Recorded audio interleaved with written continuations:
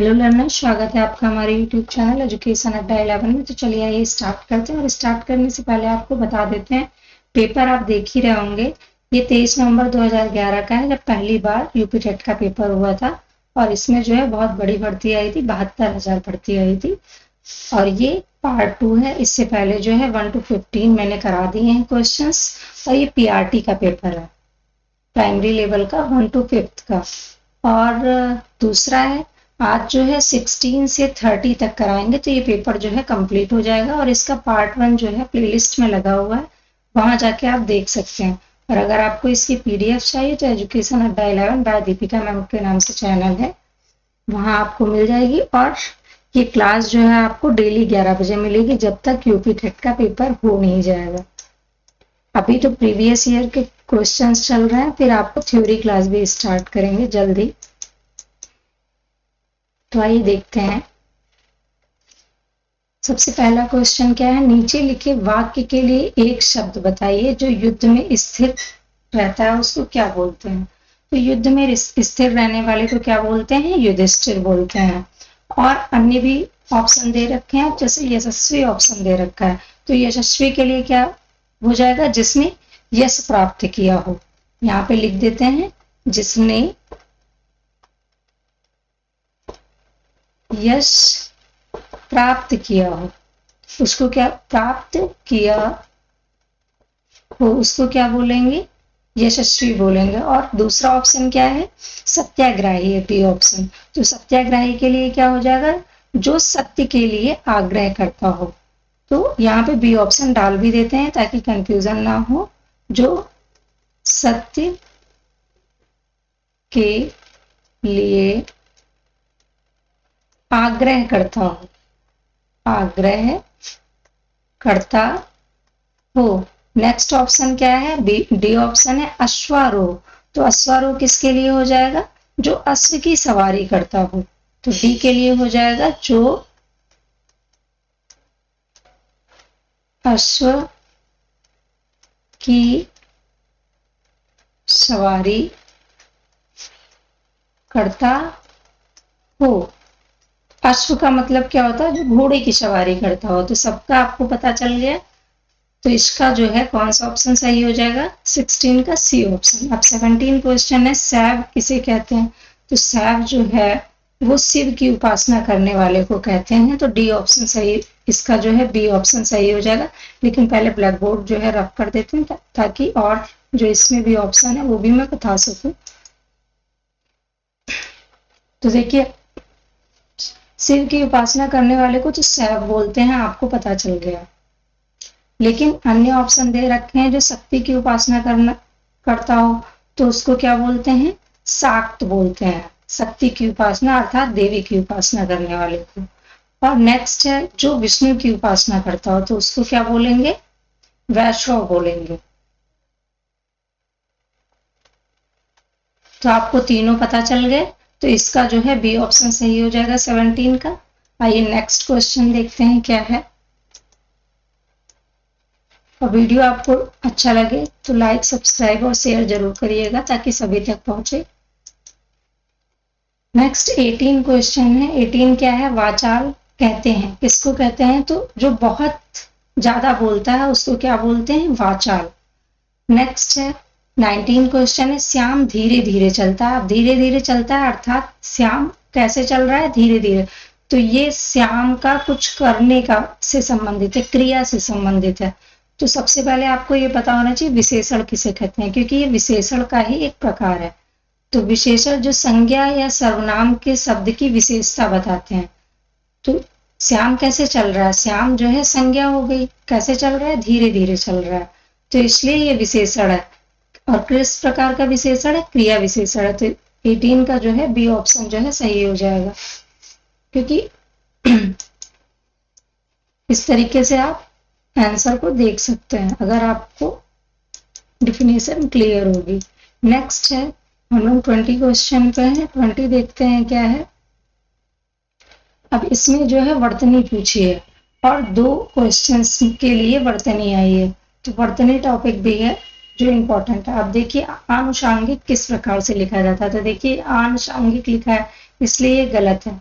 और अनुषांगिक में षटकोण वाला शा होता है, ये तो आपको पता ही है। अनुषांगिक, ये भी गलत है, ये भी गलत है। आनुषांगिक, अब देखिए और भी इससे आते हैं।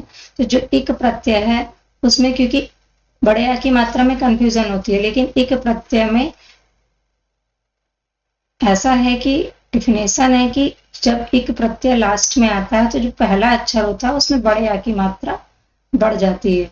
तो देखिए इसमें बड़े की मात्रा भी लगा है, पूरी तरीके से सही है, तो डी ऑप्शन जो है हमारा सही हो जाएगा 20 का।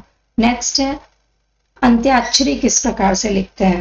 तो अंत्याक्षरी किस प्रकार से लिखते हैं, ए ऑप्शन में अंत्याक्षरी है और बी ऑप्शन में अंत्याक्षरी है और फिर अंत आक्षरी है, तो ये तो बिल्कुल नहीं होगा, अंताक्षरी भी नहीं होता, अंत्याक्षरी होता है, तो इसलिए बी ऑप्शन जो है हमारा सही हो जाएगा। नेक्स्ट क्वेश्चन देखते हैं क्या है।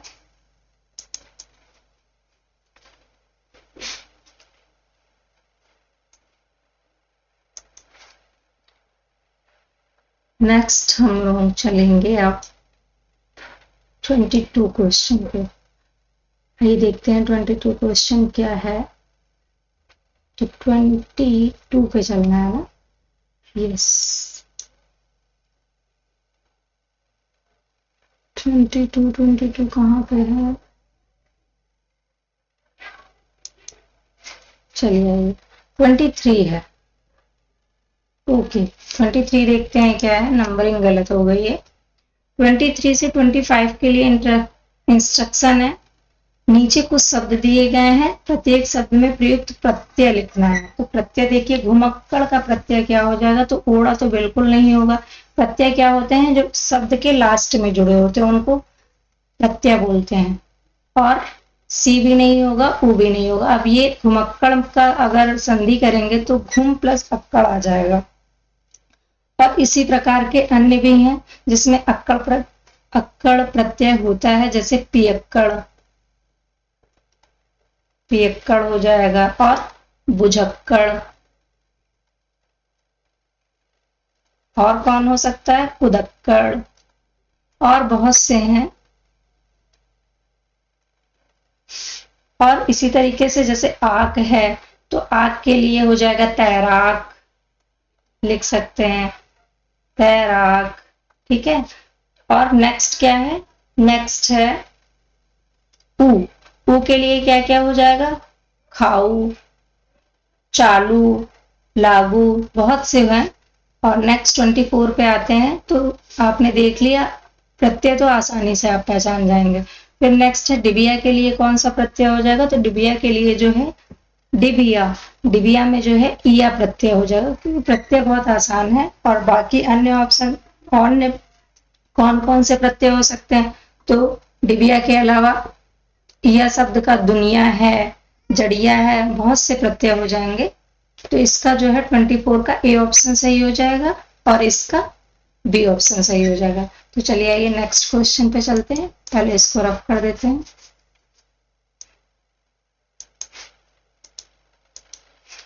नेक्स्ट 26 क्वेश्चन है। 26 देखते हैं क्या है, निम्नलिखित में से कौन सा शब्द बादल का पर्यायवाची है, बादल का पर्यायवाची है पूछा है।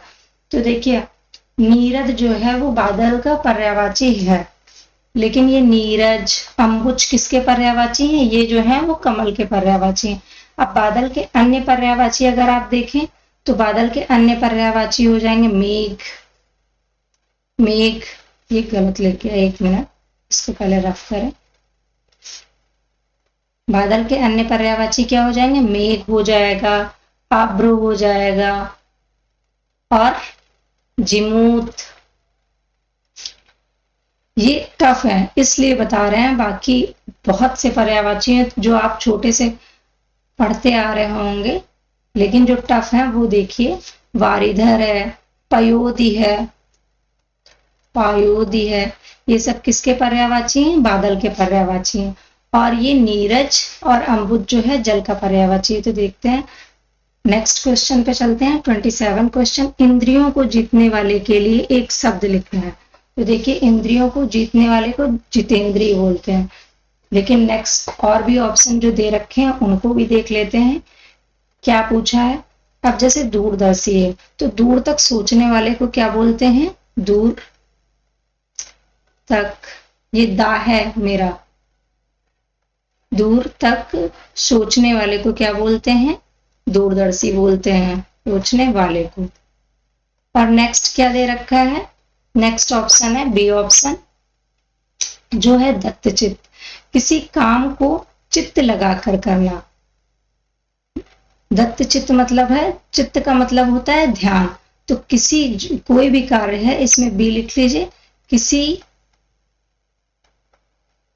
कार्य को चित्त लगाकर, अर्थात ध्यान लगाकर, चित्त लगा कर करना, क्या हो जाएगा? दत्तचित्त हो जाएगा। और एक बचा हुआ है सी ऑप्शन, जो कुशाग्र बुद्धि है। तो कुशाग्र बुद्धि बहुत तेज बुद्धि वाला व्यक्ति जो होता है, यहाँ पे लिख देते हैं, बहुत तेज बुद्धि वाले को क्या बोलते हैं? तेज बुद्धि वाले को बोलते हैं कुशाग्र बुद्धि। तो इसका जो क्या ऑप्शन 27 का क्या सही हो जाएगा? 27 में पूछा है इंद्रियों को जीतने वाले को जितेंद्रिय बोलते हैं, तो इसका जो है डी ऑप्शन सही हो जाएगा। चलिए ये नेक्स्ट 28 क्वेश्चन पे चलते हैं। 28 क्वेश्चन क्या है?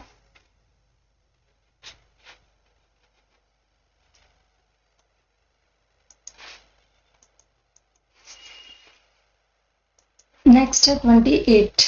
28 है आहा, आप आ गए। वाक्य में आहा शब्द क्या है? संज्ञा है?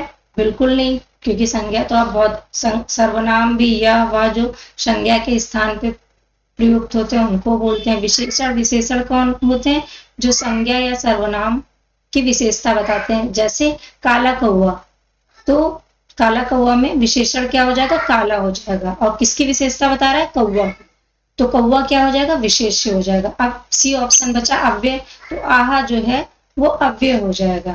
जैसे यथाशक्ति, यथाशक्ति में क्या हो जाएगा? यथा जो है यथा अव्यय हो जाएगा। तो इसका जो है 28 का सी ऑप्शन सही हो जाएगा। नेक्स्ट है 29 क्वेश्चन, निम्नलिखित में से पुल्लिंग शब्द कौन सा है? पुल्लिंग शब्द बताना है।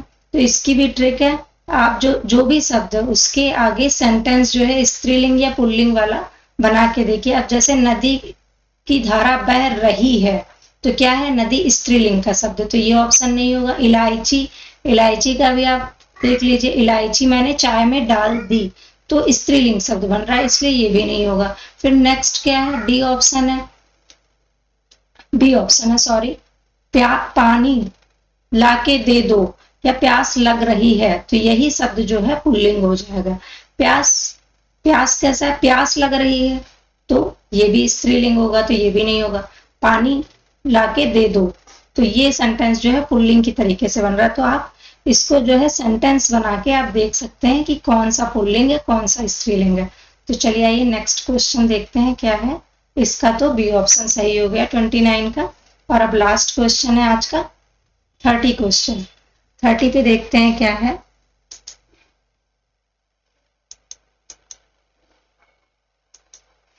है 30 क्वेश्चन जो है उसमें संधि पूछी है। अब संधि, ये पवन, पवन जो संधि है, सबसे पहली बात तो ये अयादी संधि का उदाहरण है।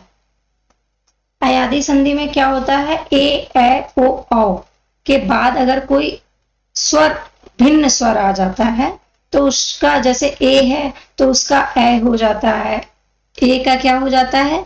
ए का ए हो जाता है, ए हो जाता है, ठीक है। और जैसे ए है तो ए का क्या हो जाएगा? आय हो जाएगा। ओ है तो ओ का हो जाएगा अव। और औ का क्या, जो औ दो मात्राएं लगती हैं औ, उसका क्या हो जाता है? आव। तो ये अयादी संधि का रूल है। तो ये इसमें ऑप्शन देखिए, पवन का क्या है? पवन। और बाकी ट्रिक से अगर आप देखना चाहते हैं तो पवन, इसमें कोई मात्रा नहीं है, तो इसका सबसे पहले तो बता देते हैं ओ धन अन हो जाएगा संधि विच्छेद। बाकी अगर अभी यहीं पर पावन लिखा आ जाता तो देखिए, पावन, पा में बड़े आ की मात्रा है, तो तो जस्ट इसी का हो जाएगा पौ धन अन। तो इस ट्रिक से भी आप कर सकते हैं। तो इसका जो है 30 का सी ऑप्शन सही हो जाएगा। आइए नेक्स्ट क्वेश्चन देखते हैं। नेक्स्ट नहीं, आज के लिए इतना ही था। और अगर आपको वीडियो अच्छी लगे तो लाइक और सब्सक्राइब करिएगा, और ये आप ही के लिए बनाया है। Thank you for watching my video. Like and subscribe और शेयर भी करिए ताकि सभी को मिले, क्योंकि अब यूपी टेट का पेपर जल्द ही होने वाला है। Thank you so much.